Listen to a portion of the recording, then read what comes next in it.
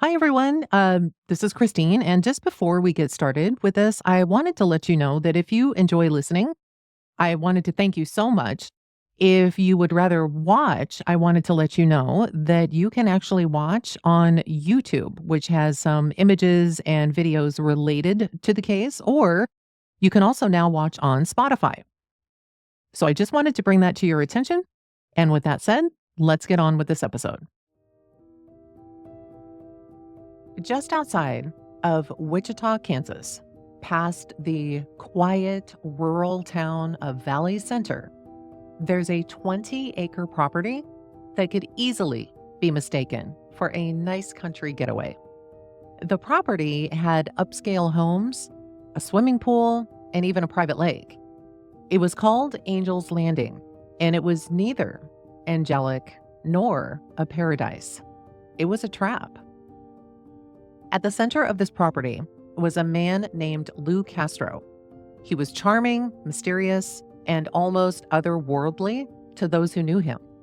He told his family, in other words, those that lived on the property, that he was an angel, not a sweet, nice guy kind of angel, but an actual angel sent to guide and protect this family as long as they followed his rules.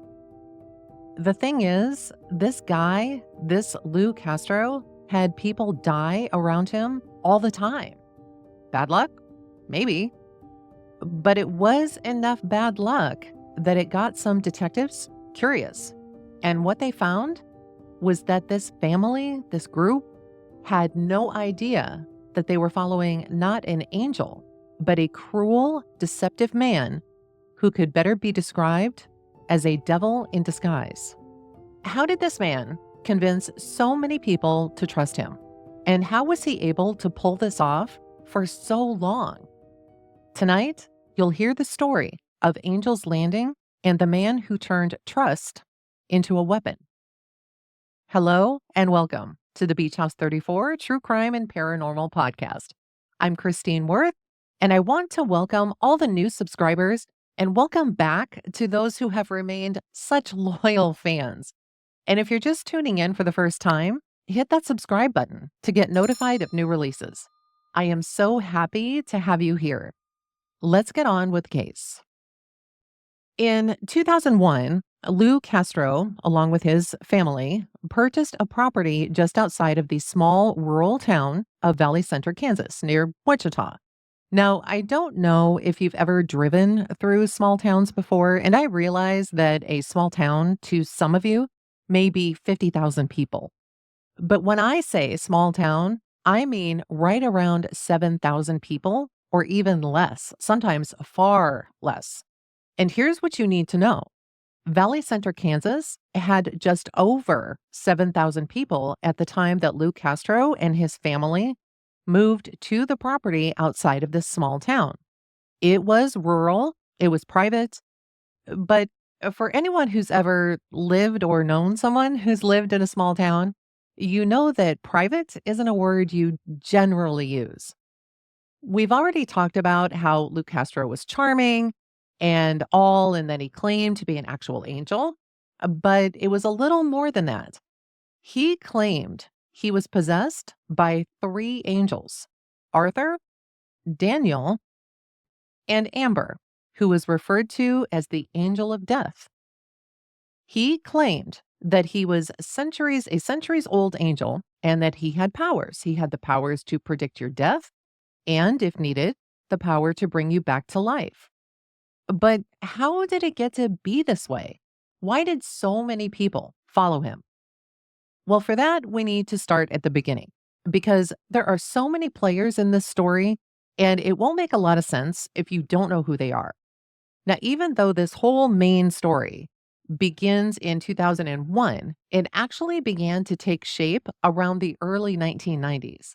Now, at this time, a man named Daniel Perez lived in Texas. While he was there, he met a woman named Patricia Gomez, and she went by the name Trish. Trish and Daniel Perez began an intimate relationship that didn't last very long, but even after the relationship ended, Trish and Perez remained close friends. Around 1996, Perez met another woman named Marilyn. Now, Marilyn, she was planning to move to Amarillo, Texas. So Perez let Marilyn, her son, and her 14-year-old daughter, Michelle, move in with him while they got ready to move. While Marilyn and her family are staying with Perez, Marilyn had been forced to have relations with Perez on several occasions. She went to the police and filed charges against Perez for what he had done, but this case was eventually dismissed because Perez had been found dead in Mexico. But wait, in the summer of 1996, remember, this is the same year, this same guy, Perez, was living in North Dakota, not lying dead in some desert. Now, it's unknown why he was believed to be deceased or what kind of testing was actually done to prove that, hey, this is actually this guy Perez who had died. But obviously, someone missed the boat here because here he was alive and well in North Dakota. Now, here he found yet another girlfriend, but this time she was 15 years old, and we'll call her KL. At the time, Perez was 46 years old, but he led KL to believe that he was much younger. The two began an intimate and romantic relationship, and Perez told KL that he had powers: the power to make it rain, the power to see into someone's past, their present, and their future, and to receive information from the other side. 3 months into their relationship, law enforcement headed to KL's house and deported Perez to Mexico. So, evidently, somewhere along the way, they realized, hey, this isn't the guy that we thought who was dead in Mexico. We found him. Here he is in this other state. We go pick him up and bring him back to Mexico. Now, something happened in the meantime because Perez ended up in Corpus Christi, Texas. And even though KL is still keeping in touch with Perez, and she did this for even a year after he was taken away, she never knew exactly where he was. He never did go, he didn't go back to North Dakota where she was. So let's stop here for just a second because you might be wondering what in the hell happened here? How did this guy Perez, who had charges against him from Maryland in Texas and was evidently found dead in some desert, end up in North Dakota? Well, according to Perez, and we have to take this with a huge, huge grain of salt, he had been abducted by 4 men in uniform who beat him and left him for dead. But he wasn't sure if he was in Mexico or Texas. He said that Trish, the same Trish that he had a relationship with and who was now a good friend, was the one who found him and took him to people who cared for his injuries. Now, how Trish found him, we don't know. We don't even know that his story is even remotely true. Nonetheless, after he was healed at this mysterious place that Trish took him to, he then headed to Corpus Christi. So Perez, now in Corpus Christi, decided to change his name to Lou Castro. While he was here, he met yet another woman by the name of Mona Griffith. And Mona happened to live in the same complex in Corpus Christi as he did. Now, Mona lived with her daughter, Lindsay, and her son, Cody. Now, it should be noted that Trish, she's still around. It's unknown if she just followed Perez/Castro wherever he went or what.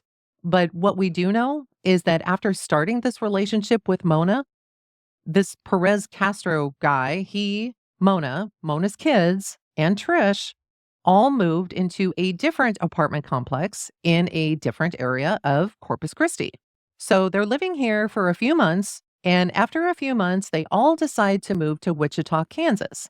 Now, right now, it's Perez/Castro. So from here on out, let's just call him Castro because that's what people eventually know him as. It's Castro, Trish, Mona, and Mona's daughter, Lindsay. Now, Mona's son, Cody, had decided to stay with his dad, which, we'll find out, was one of the smartest decisions of his life. While in Wichita, KL, the young woman from North Dakota, reunited with Perez, now Castro, but she became very jealous over the relationship that Castro had with Mona's 14-year-old daughter. Is your stomach turning yet? KL was in Wichita for 2 weeks, but then went back to North Dakota to finish school. While she was away, the entire group again packed up and moved yet again, but this time they headed to South Dakota. While in South Dakota, Trish met and began dating a man named Brian Hughes. And around the same time, Mona also met someone, a man by the name of Jim, who, it's important to point out, had a pilot's license. So now this group is Castro, Trish's boyfriend slash fiance, Brian, Mona, her daughter, Lindsay, and Mona's boyfriend, Jim. So while in South Dakota, Castro, Trish, and Mona all went to an insurance office.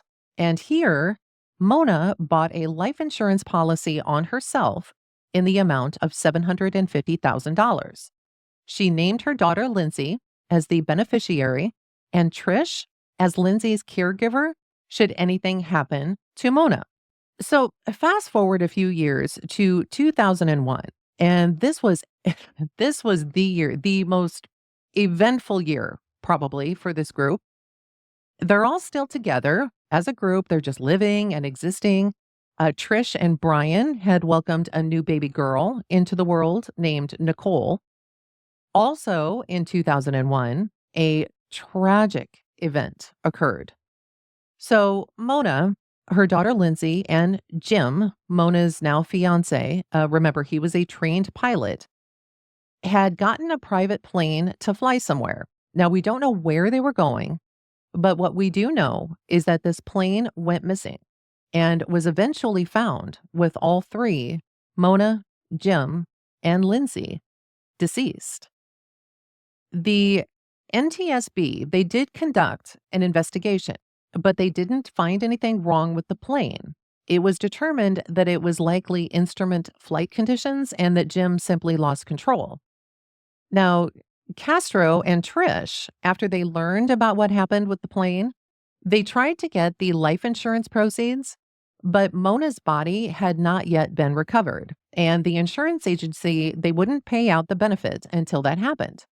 At the time, the search for the plane was still underway, but Castro and Trish continued to visit the insurance agency to get the money. Every time they visited the insurance agent, the same question was asked.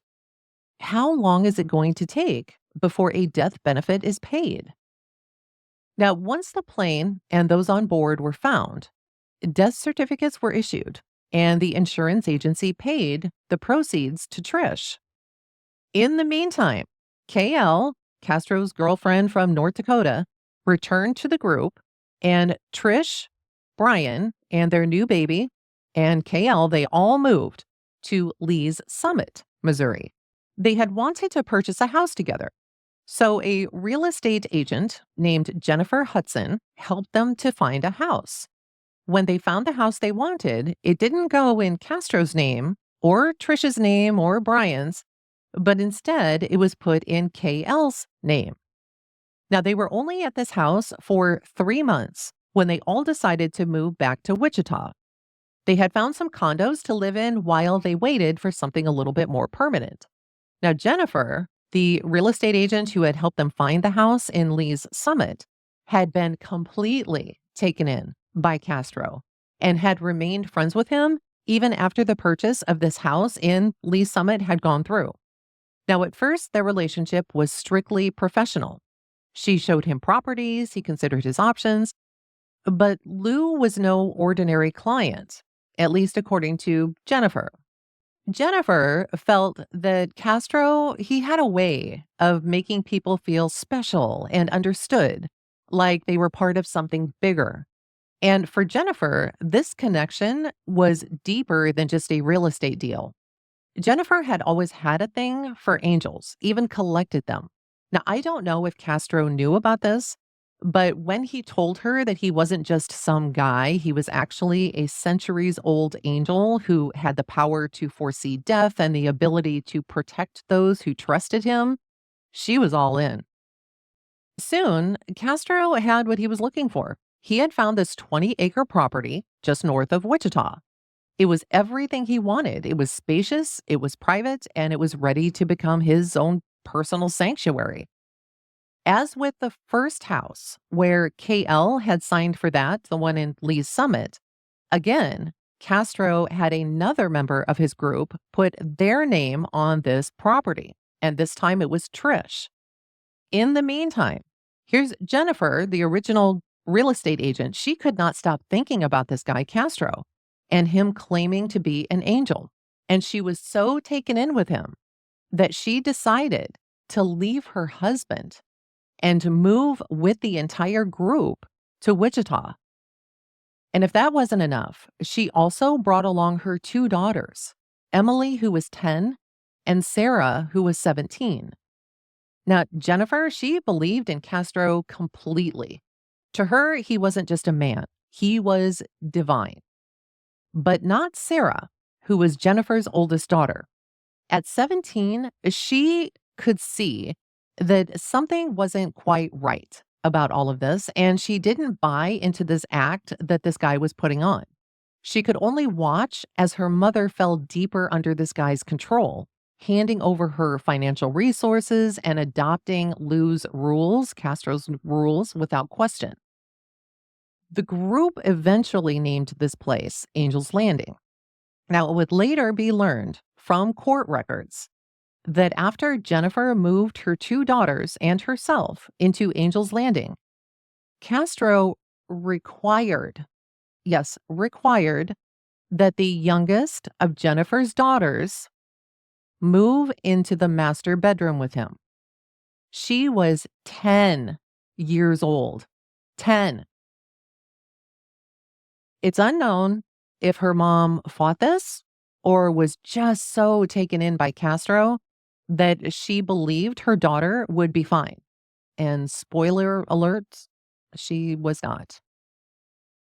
Castro, he told this 10-year-old and supposedly her mother as well that he was a seer who needed a pure person, meaning a young female virgin, to take care of him or he would die. And it wasn't long before Castro began abusing the young girl. Each time a new member arrived, Castro made sure that they had life insurance policies taken out in their names. Now, from the outside, yeah, this seems like a red flag, right? But to those in his orbit, he had them trusting and believing in him so much that it just seemed like the most logical thing in the world to do.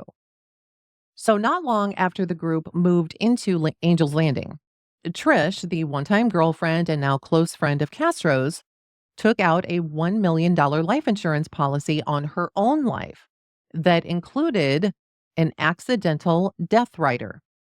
The main beneficiary of this policy was her husband, Brian. And KL, the longtime girlfriend of Castro's, who, remember, was only 15 at the time that she met him, was the co-beneficiary. So Jennifer, too, she too took out a policy, as did KL. And each time that they did, Castro went with them. He was the one who told them how much the policy should be for and who the beneficiaries would be. Now, you might be wondering, as I did, how could intelligent people fall for Castro's claims? Why would they choose to follow someone claiming to be a centuries-old angel and then go and take out millions of dollars in life insurance? Well, the truth is that cults, they often prey on vulnerable individuals, those that are seeking purpose, they're seeking belonging, they're looking for answers during difficult times in their lives. And Castro, like many cult leaders, offered that sense of family, of spiritual fulfillment, and the allure of supernatural protection. For those that are feeling lost or disconnected, this can be irresistible. It's easy to judge from the outside, but cult dynamics exploit the basic human needs and psychological vulnerabilities.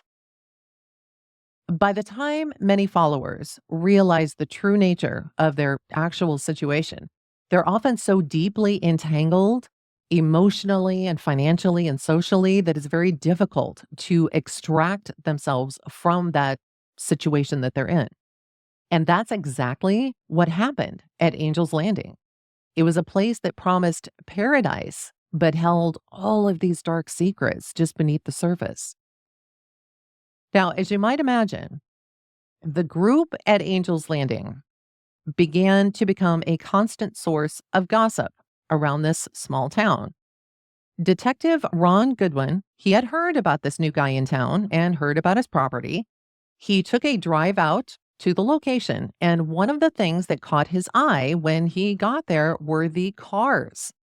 Now, it was typical to see things like pickup trucks, even farming equipment in driveways, but not $50,000 luxury vehicles, and not just one, but multiple. Each of these luxury vehicles also had vanity license plates that said Angel 1, Angel 2, Angel 3, and so on. Now, Goodwin, he happened to be a seasoned narcotics detective, and he thought that this wasn't just strange, it was suspicious. In his line of work, sudden displays of wealth in unexpected places usually pointed to one thing, and that would be illegal activity. Drugs, maybe. At least that's what his gut was telling him. So he decided to dig a little bit deeper. And while he had been aware that this group of people lived there, and now he was aware of the vehicles, it was shocking to him to even see the private swimming pool. He saw a selection of ATVs and remote controlled airplanes that the group seemed to entertain themselves with. The problem is that there didn't seem to be any clue as to where all this money was coming from.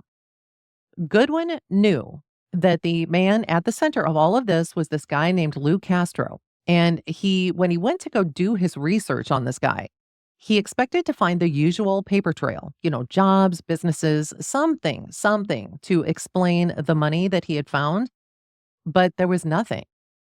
Castro had no driver's license, no tax records, no birth certificate, nothing. It was as if he didn't even exist. Now, officials decided to question Castro about all of this, but he had an answer for everything. He claimed his money came from oil. Another time, he said that he'd invented some sort of airplane technology and sold it. Then there was the story about selling cattle to the government, but none of this checked out. So Goodwin's instincts told him he knew something was wrong, but he couldn't prove it. So he started watching. And for weeks, he kept an eye on the property and paid close attention to Castro and the people living with him. Now, on the surface, it all looked completely normal. Maybe this was just an eccentric group that had money to burn. But then in 2003, almost 2 years after the group had moved to the property, something happened, something that changed everything. And it was just the reason that Goodwin needed to launch a full-scale investigation into Lou Castro and Angel's Landing. On June 26th of 2003, a frantic call came into 911 from Angel's Landing. At the other end of the line is an 11-year-old girl telling the dispatcher that someone had been found in the swimming pool and that they're not moving. This someone happened to be Trish. What Goodwin didn't know at the time was that both Castro and Trish, the one in the pool, had told the 11-year-old girl, who was Jennifer's youngest daughter, that it was Trish's time to go. They sat her down and said that she should have crossed over in another accident that happened a while ago, but it didn't work. They told this little girl that there would be an accident by the pool and that Trish would slip and hit her head and die. and they asked this little girl if she wanted to be there for it. Talk talk about really messing with someone's head. Here's this poor girl who's 11 years old. She's not even a teenager yet, and she's being asked to witness a death. What a sick, sick group. She told them she did not want to be there. But then Castro told her that he would bend time for her so that she could be both at the pool and then someplace else at the same time. So, not sure how that was supposed to work. Castro said that after Trish had passed, that he was going to put Nicole, Trish's 2-year-old daughter, into the pool and then bring her out. It would then be Emily's job to call 911 and tell them that Trish had slipped heading into the pool when she tried to get Nicole out of the water. Now, Emily, she was sad, and rightly so. She's knowing that this person that she's known for a while now would no longer be with the group. But both Trish and Castro told her that Trish would eventually come back stronger and better than ever. So this is the whole explanation, and they're setting this up, and they're telling her about this and about what's going to happen. And then 2 weeks later, when it was just Emily, Castro, Trish, and Nicole at Angel's Landing, Castro told her, Emily, the little girl, that it was time. And all 4 of them went out to the pool, and Castro went over to the pool hose. He started to unravel the pool hose and then told Emily to take Nicole, the toddler, and go into the pool house and to not come out. Now, Emily followed these instructions, and after a short amount of time, she heard a scream and then a splash. She waited in this pool house with Nicole, the 2-year-old, until Castro came to get them. When he did, he was breathing very heavily and his arms were wet. He told her to wait while he left because he was heading to a car dealership, and then after he was gone, to go ahead and call 911. So Emily, she did as she was instructed. And 20 minutes after Castro left, she went out to the pool area where she saw Trish floating in the pool. She then got into the pool with Nicole, brought her out, and then called 911. When the paramedics got there, they were really surprised to find that Trish was actually in the shallow end of the pool instead of being more towards the deep end. She was pronounced dead at the scene, and after an autopsy, along with reports from witnesses, they determined that her manner of death was accidental. Even though the coroner had found some blunt force injury on Trish's head. Just a few months later, Trish's life insurance policy was then paid out to her husband, Brian. Now, Detective Ron Goodwin, he knew something was fishy, but the problem was he couldn't prove it quite yet. So what Goodwin did, he started small, right? He actually started by going through the group's trash, looking for clues, for receipts, for documents, for anything that might give him some kind of lead on who Lou Castro really was or how this money was being funneled. But nothing ever came of it. Then Goodwin devised a new plan. He was going to try fingerprints. If he could get Castro's prints, maybe he could uncover his real identity. So one day, he followed Castro to a local restaurant and he sat nearby and he waited until Castro left and then approached the manager and asked him if he could collect the silverware and the glasses that Castro had used. The manager agreed, but when the items were processed, the results were a dead end. The glasses weren't conducive to holding fingerprints and the silverware was a complete bust. So Goodwin and another detective, they decided to try something else. They knew that glossy photographs could hold fingerprints. So they printed out fake images of burglary suspects and headed to Angel's Landing under the pretense of investigating local break ins. When they asked Castro to look at the photos, he was very careful not to actually touch the photographs. He only used his fingernails to move the pictures around. So, even after Trish had passed away, the group still continued to live at Angel's Landing. And Jennifer, the former real estate agent and mom to Sarah and Emily, began to date a man named David. In 2004, David moved in with Jennifer at Angel's Landing, and the two of them eventually got married. Around the same time, Castro had also begun dating someone else by the name of Megan. And before too long, Megan too was living at Angel's Landing. 3 years later, Goodwin still hadn't been able to pin anything on Castro or prove that there was actually any wrongdoing. That's when tragedy struck. It didn't happen at Angel's Landing, though. Brian, Trisha's husband, had made a visit to South Dakota, and while he was there, had an accident that cost him his life. While he was working on his car, it had fallen off of its jack while he was working underneath it. But the thing is that Brian was known for being a meticulous and experienced mechanic. He never would have worked under a car that wasn't completely secured. It would later be learned that Castro had told a friend of his that after Brian left for South Dakota, he didn't think he'd come back. Now, since KL was listed as the third person on Trisha's life insurance, she received the rest of the money.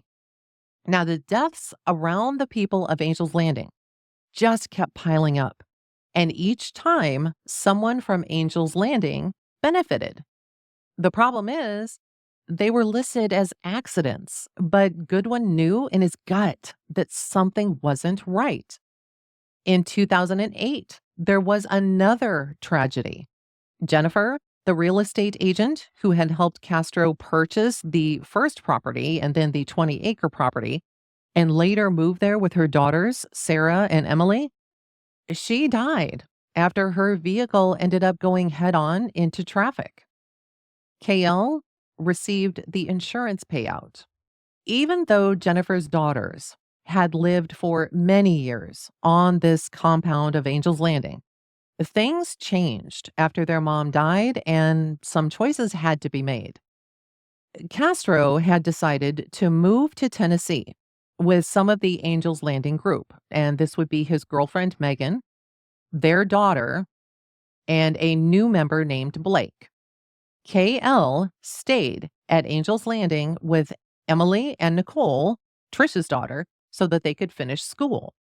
What about Jennifer's oldest daughter, though, Sarah?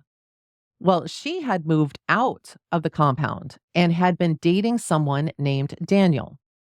It took some time for Sarah to open up, but when she did, she told Daniel all about what had been happening at Angel's Landing, and it was horrific.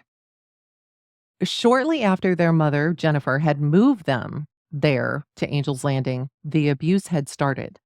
They were forced to have relations with Castro hundreds of times. They believed that he was special and that he had powers, and he told them that he needed these relationships from young girls in order to survive. A few years after living there, one morning, around 2 o'clock in the morning, actually, Sarah woke up Emily and told her to get dressed and get outside to the shop because Castro was angry. Now, when they showed up, both KL and Castro were there. Castro grabbed each girl by the throat and told them he could kill them if he wanted to. He then waved a gun at them and told them to undress, and then shot at a computer that was inside the shop. He ordered the girls to go to the master bedroom of one of the houses, and while there, he made Jennifer's daughters go to the bed and ordered KL to sit in the corner. He then did unspeakable things to the girls using foreign objects. And that's all I'm going to say about that. And then abused both of them again and again, one by one. So, as Sarah is telling her boyfriend this, she then revealed the plans behind all of the deaths at Angel's Landing. She told Daniel that they were all expected to serve Castro and that they all survived on the life insurance policies of those who had died within the group. Now, after hearing this, Daniel eventually reported all of this information to the FBI. So finally, in 2010, Goodwin, along with John Sullivan of the FBI, interviewed Daniel about what he had reported to them. Goodwin had to feel pretty vindicated, right? He knew something was wrong at this place and had since 2003, at least, but could never prove a thing. Now they had almost everything that they needed. The ironic thing is that John Sullivan of the FBI, he had been investigating Daniel Perez since 2007. And it didn't take long for them to realize that Lou Castro and Daniel Perez were, in fact, one and the same person. But now he'd moved to Tennessee and had yet another name, Joe Venegas. So the team of Goodwin and special agents from the FBI, John Sullivan, along with Clint Snyder, began to trace every piece of evidence that they could. And what they found was staggering. Millions of dollars in life insurance payouts were tied to members of Castro's group. Each death seemed to be very well timed, but there was a pattern to it all. Detective Ron Goodwin, who had spent years investigating Castro / which we now know is Perez, he uncovered a disturbing trend. Quote, approximately every 2.5 years, the bank balances were getting very low, sometimes as low as a few $1,000s. And then the next person would die. As the investigation progressed, authorities discovered that over the 7-year period, the total amount of life insurance payouts flowing into the group's coffers amounted to millions of dollars. The exact figure remains unclear, but estimates suggest it's anywhere from 3 to 5 million. So after Castro / Perez / Venegas relocated to Tennessee, and they're in Columbia, Tennessee, what he did is he rented a colonial style home, and he tried to blend into the small town while still maintaining this same secretive and controlling lifestyle. What he didn't know was that FBI agents had set up surveillance on his new place. They watched as he settled into his new identity, they observed everything, and they waited for their moment. When the time came, they served a search warrant on the house, and there they uncovered 11 firearms, 2 wallets that had identifications, one for Lou Castro and the other for Joe Venegas. They also located a Social Security card and birth certificate for the name Joe Venegas. He was taken into custody that day. Now, after detectives interviewed Jennifer's daughters, Sarah and Emily, along with KL, several times, and this happened for nearly a year, they charged Daniel Perez, aka Lou Castro, aka Joe Venegas, with 1 count of first-degree premeditated murder, 1 count of sexual exploitation of a child, 8 counts of 7 counts of aggravated criminal sodomy, 3 counts of aggravated assault, and 8 counts of making false information. So it wasn't until 2015 that the trial of Daniel Perez began. And it began at a courthouse in Wichita, Kansas. Now, several people testified for the state, including Sarah's boyfriend, Daniel, who was the one who reported all of this to the FBI, KL, Emily, Perez's friend, Philip, Marilyn, the woman who had originally reported him for in Texas, and many, many others, including car salespersons and insurance agents.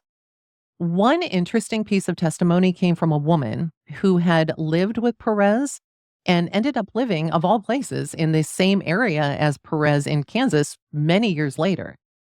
There actually happened to be a yard sale at Angel's Landing, and she had gone to it. And when she had got there, she immediately recognized Perez as the man that she had lived with years earlier, but she thought he was dead. So she never went to the police, and she said she didn't because, quote, "I didn't think anybody would believe me." Perez ended up testifying in his own defense. And when he was questioned about whether he told his followers that he was a seer with foretelling abilities, he said it was a turn of phrase that became associated with him because he would often say, "Do you see what I'm saying?" a lot. On February 24th, 2015, after 5 days of testimony, the jury reached their verdict. Daniel Perez was found guilty on all 28 charges against him, including first-degree murder, sodomy, sexual exploitation of a child, and fraud. The courtroom was silent as the judge handed down this sentence: 2 consecutive life terms plus 406 months. Perez, the man who had claimed to be immortal, would spend the rest of his mortal life behind bars. For the survivors and families of the victims, now this verdict, it likely brought them a sense of closure. But for those that survived or those who had to witness these crimes, it's not that easy just to continue on in life. Sarah, Jennifer's oldest daughter, spoke out after the trial, and she said, "There's relief, but also sadness for all of the lives he destroyed." This case just goes to show how someone skilled at manipulation can make you question your own beliefs and make you do things that you never would have done if it weren't for that person.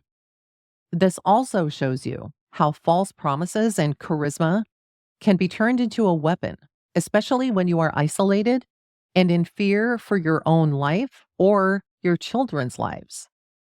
As Detective Goodwin put it, this case taught us that sometimes the truth is stranger than fiction. It's a reminder to always question, always be vigilant, and to speak up when something doesn't feel right. Next time on Beach House 34, we dive into another case that will leave you questioning everything you thought you knew about family and trust. The Skinnecker murders shocked a Florida community and left the nation asking, what could drive a mother to commit the unthinkable? Was it mental illness or premeditated murder? Subscribe and be sure to join us next Tuesday at 7 p.m. Central Standard Time as we unravel this haunting story. Until then, I'm Christine Worth with Beach House 34. Thanks to all of you. You are so appreciated. We will talk soon. Bye for now.